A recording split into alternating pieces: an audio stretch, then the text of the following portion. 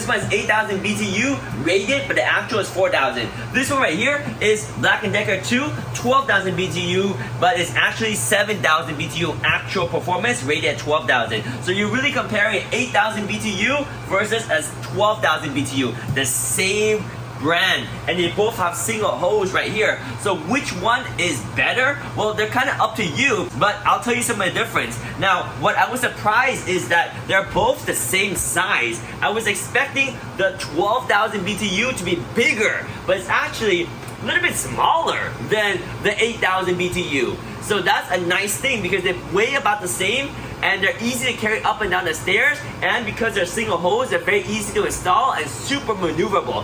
What's different is the mechanism for the vent right here. So this vent right here, this is the 12,000 BTU. You got the vent up and down, and if you look inside, there's actually a mechanism that's moving left to right to spread the air around. That is a 12,000 BTU.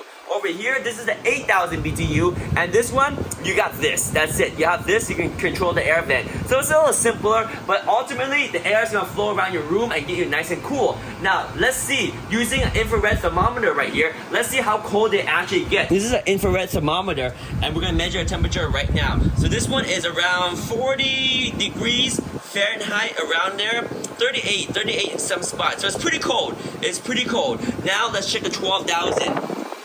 12,000 is, so this is a 12,000 BTU AC, and it is about 35 degrees Fahrenheit right there. Let's move over to the 8,000 BTU, and it's around 38, 39. So not that much different, maybe 40 right here. So the difference is about 5 degrees difference, right? So here's like 35 right there.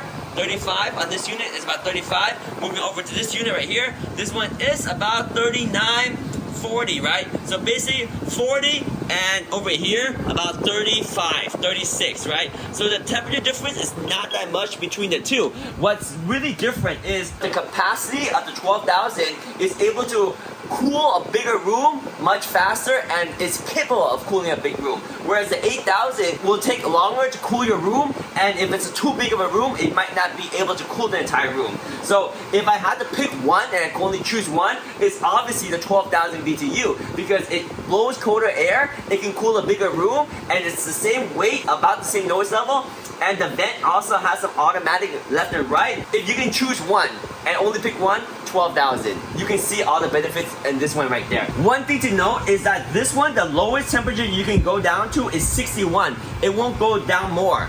And this one, this is a 12,000 BTU, okay? It only goes down to 64. It doesn't go any lower.